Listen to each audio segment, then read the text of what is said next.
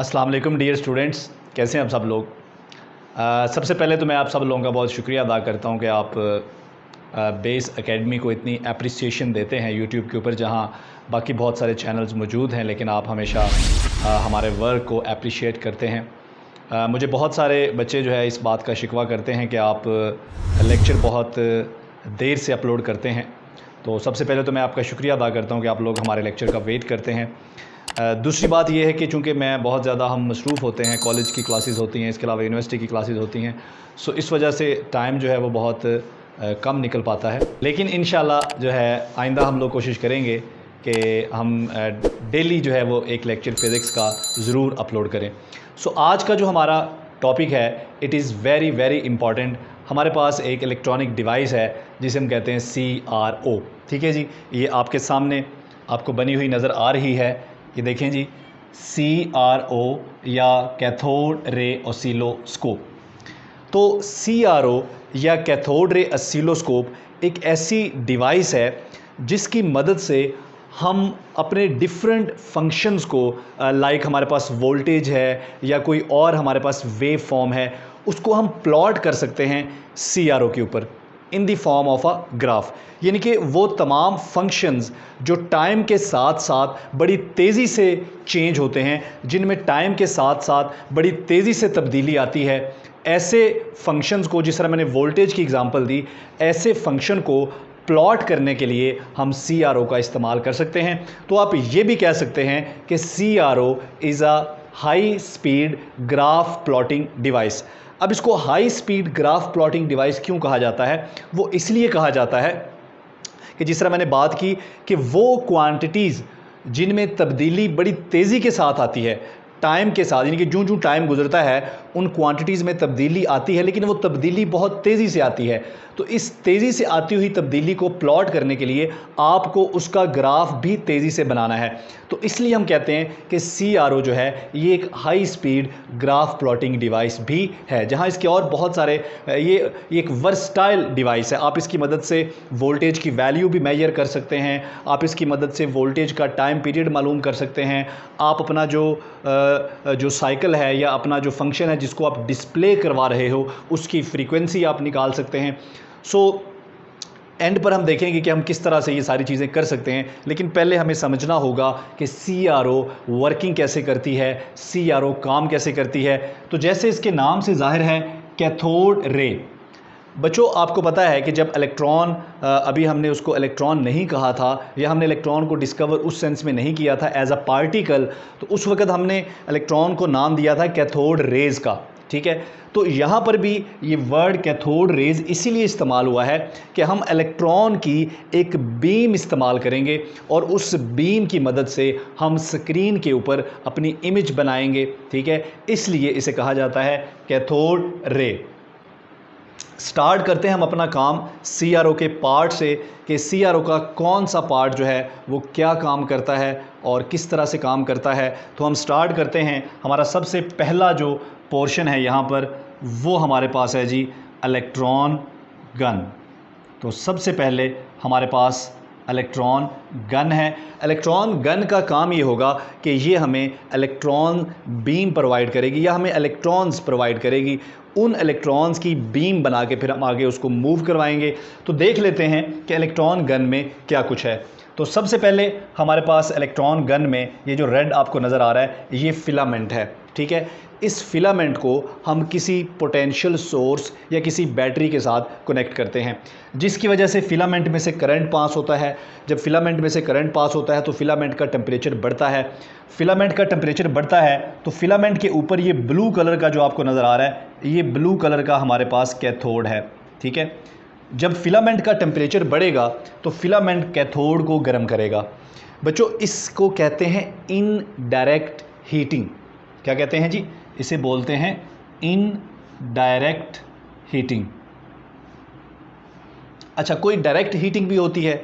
Direct heating ये होती है कि हमारा जो फिलामेंट है वही कैथोड हो, यानी कि फिलामेंट को आप पोटेंशियल सोर्स के साथ या किसी बैटरी के साथ जोड़ें, फिलामेंट गर्म हो और गर्म होने के बाद फिलामेंट में से इलेक्ट्रॉन्स निकलना शुरू हो जाएं। इस तरह का जो इलेक्ट्रॉन का निकलना है, इसे कहते हैं थर्मियोनिक एमिशन। क्या कहते हैं बच्चों? Thermionic emission. तो डायरेक्ट हीटिंग क्या है? फिलामेंट खुद ही कैथोड है और उसमें से ही इलेक्ट्रॉन्स निकलते हैं थर्मियोनिक एमिशन के ज़रिए, इसे कहते हैं डायरेक्ट हीटिंग। और इनडायरेक्ट हीटिंग क्या होती है? फिलामेंट अलग चीज़ हो और कैथोड अलग चीज़ हो। जैसा कि यहाँ हमारी एग्जांपल में है, फिलामेंट एक अलग है, एक अलग एलिमेंट है, और कैथोड एक अलग एलिमेंट है। फिलामेंट हीट अप होता है, टेम्परेचर उसका बढ़ता है तो वो गर्म करता है कैथोड को। कैथोड किसी मेटल का बना होगा, ठीक है, आपको पता है कि मेटल्स में इलेक्ट्रॉन जो हैं ये लूजली बाउंड होते हैं, इसलिए थर्मियोनिक एमिशन के ज़रिए आसानी से इनको बाहर निकाला जा सकता है। उसके बाद ये ऊपर जो ग्रीन कलर का आपको नज़र आ रहा है, ये है हमारे पास ग्रिड। ग्रिड जो होता है, ग्रिड का पोटेंशियल नेगेटिव होता है, ठीक है, एज़ कंपेयर टू कैथोड। अब ग्रिड का पोटेंशियल नेगेटिव क्यों होता है?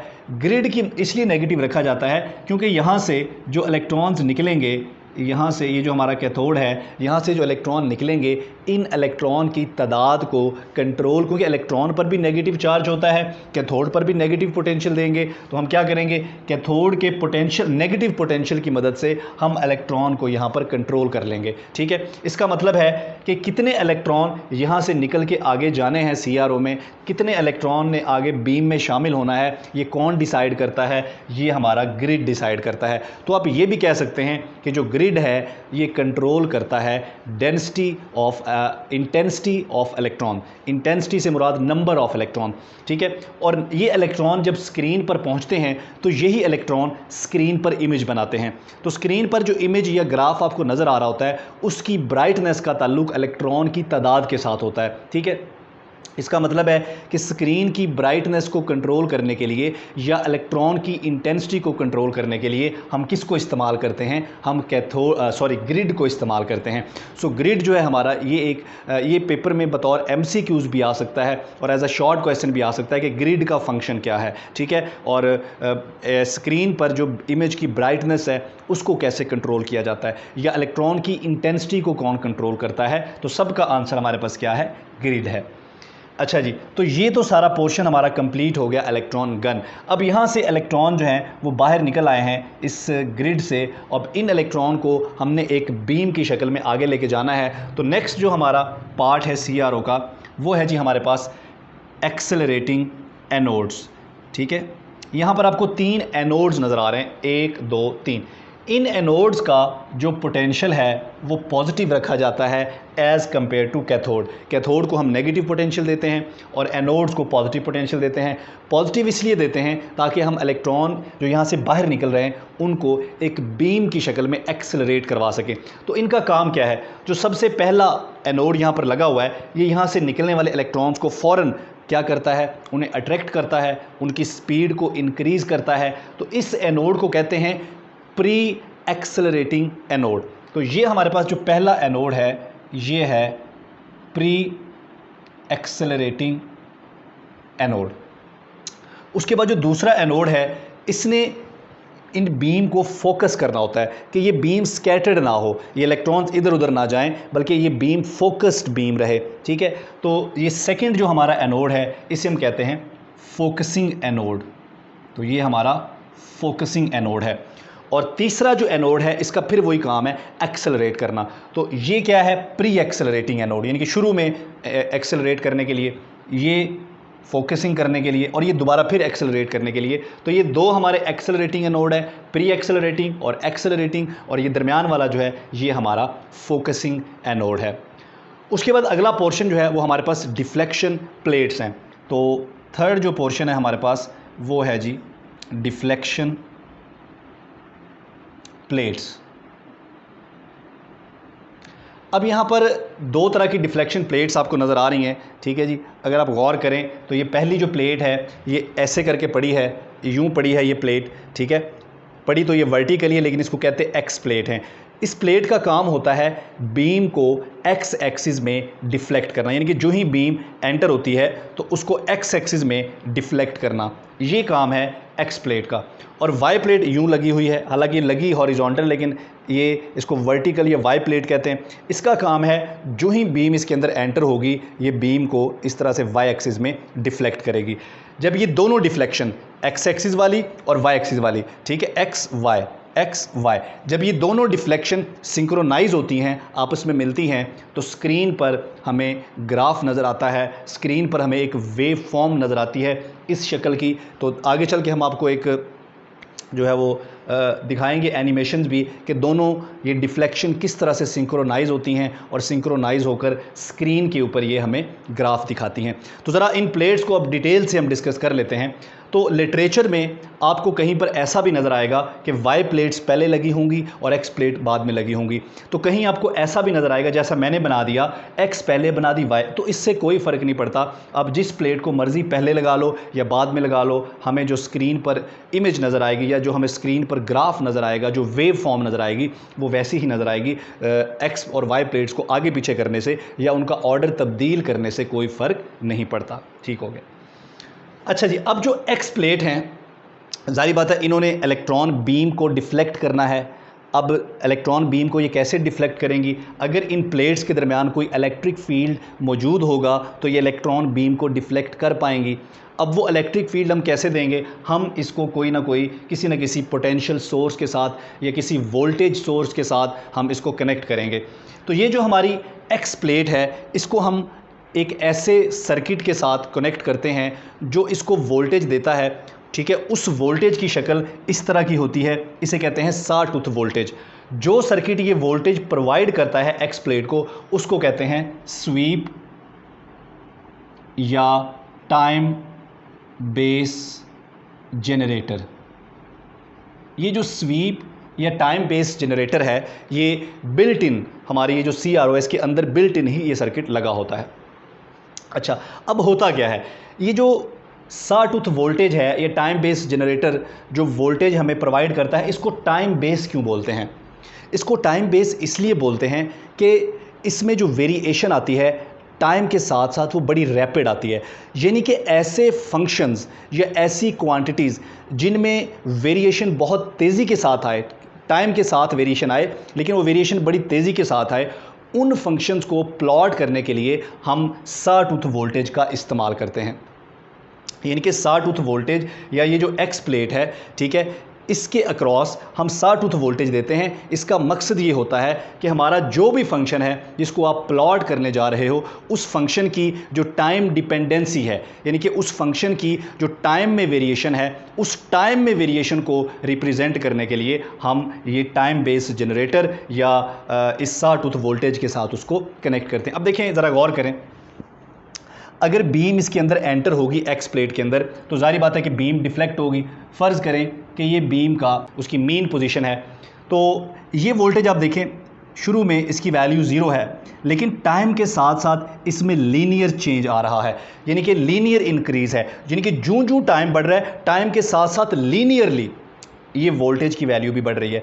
जब ये वोल्टेज की वैल्यू पीक पे पहुंचती है, अच्छा अब ये वोल्टेज बढ़ रहा है तो अंदर जो बीम है उसके साथ क्या हो रहा है? बीम एक्स एक्सिस पे डिफ्लेक्ट हो रही है। ये देखें, जूँ जूँ ये वोल्टेज की वैल्यू बढ़ रही है टाइम के साथ साथ, ये वोल्टेज टाइम के साथ साथ लीनियरली बढ़ रहा है, यानी कि जितना चेंज टाइम में आ रहा है उतना ही चेंज वोल्टेज में आ रहा है। तो जो बीम इस प्लेट के अंदर एंटर हुई है, ये उस बीम की मीन पोजीशन थी। तो जो ही बीम अंदर एंटर हुई है, ठीक है जी, बीम ने इस तरह से डिफ्लेक्ट होना शुरू कर दिया है। जूँ जूँ ये वोल्टेज बढ़ रहा है, ये बीम की डिफ्लेक्शन भी बढ़ रही है, और जब ये वोल्टेज अपनी मैक्सिमम पोजीशन पे पहुंच गया है तो उस वक्त बीम भी यहाँ पहुंच गई है डिफ्लेक्ट होकर। यानी कि आप यूँ समझें कि ये बीम जा रही थी और जो ही बीम एंटर हुई, इस वोल्टेज की वैल्यू बढ़ना शुरू हुई तो बीम ने भी डिफ्लेक्ट होना शुरू कर दिया। ये एक्स एक्सिस में डिफ्लेक्शन को मैंने शो किया। अच्छा, जो ही ये वोल्टेज अपनी पीक वैल्यू पे पहुंचता है तो इसमें रैपिड एकदम से जो है इसमें कमी आती है। तो एकदम से कमी आती है और ये दोबारा से क्या हो जाता है? 0। जब एकदम से कमी आती है तो ये जो हमारी बीम है, ये एकदम से बहुत तेज़ी के साथ ऐसे वापस आती है अपनी मेन पोजीशन पर दोबारा। ठीक है, उसके बाद फिर नेक्स्ट साइकिल आता है। अगले साइकिल में फिर ये होता है, वोल्टेज की वैल्यू पहले लीनियरली बढ़ती है तो बीम दोबारा से डिफ्लेक्ट होना शुरू हो जाती है। डिफ्लेक्ट होते होते जब वोल्टेज अपनी मैक्सिमम वैल्यू पे पहुंचता है तो उस वक्त बीम भी यहाँ पहुँच चुकी होती है। उसके बाद एकदम से वोल्टेज 0 होता है तो बीम भी बड़ी तेज़ी के साथ अपनी मेन पोजीशन पे वापस आती है। यानी कि आप यूँ समझ सकते हैं कि ये बीम जा रही थी, डिफ्लेक्ट हुई, तेज़ी के साथ वापस आई, फिर डिफ्लेक्ट हुई, तेज़ी के साथ वापस आई। ठीक है, तो ऐसा हम क्यों करते हैं? वो फंक्शंस या वो क्वांटिटीज़ जिनमें टाइम के साथ साथ बड़ी तेज़ी से वेरिएशन आती है, उस तेज़ी के साथ वेरिएशन को शो करने के लिए हम एक्स प्लेट को टाइम बेस जनरेटर के साथ या स्वीप सर्किट के साथ कनेक्ट करते हैं। और आपने देख लिया कि ये डिफ्लेक्शन जो है ये होती कैसे है। ठीक है, अगर इन वोल्टेज का जो टाइम पीरियड है, अगर हम इसका टाइम पीरियड कम रखेंगे तो स्क्रीन के ऊपर यहाँ पर आपको वो जो बीम है वो स्पॉट की शक्ल में बाकायदा डिफ्लेक्ट होती नज़र आएगी। ठीक है, लेकिन अगर आप इसका टाइम पीरियड ज़्यादा रखेंगे, ये टाइम बेस या स्वीप इस सर्किट का, तो टाइम बेस इसका साटूथ वोल्टेज का ज़्यादा होने की वजह से क्या होगा कि वो जो डिफ्लेक्शन है वो बहुत तेज़ी के साथ होगी और आपको स्पॉट नज़र आने की बजाय एक कंप्लीट बीम नज़र आएगी स्क्रीन के ऊपर।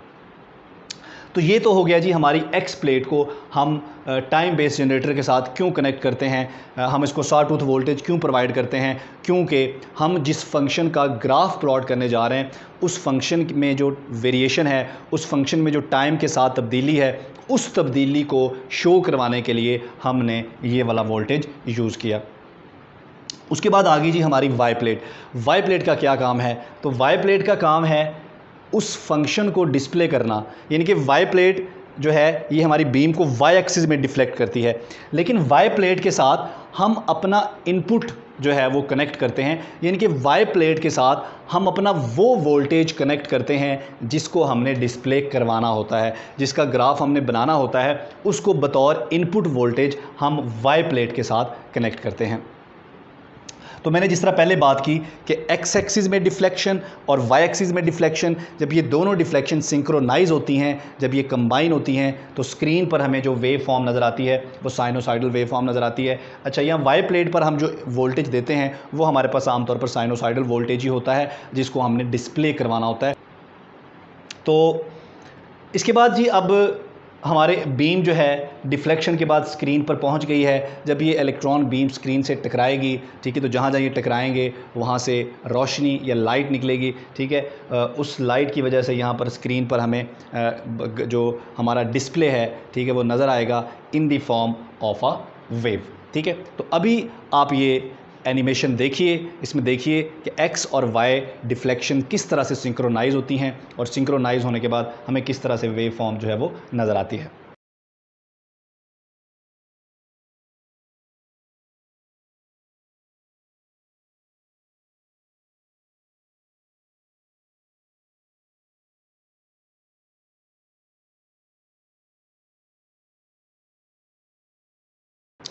अच्छा जी, तो आपने ये एनिमेशन देख ली होगी, आपका कॉन्सेप्ट क्लियर हो गया होगा।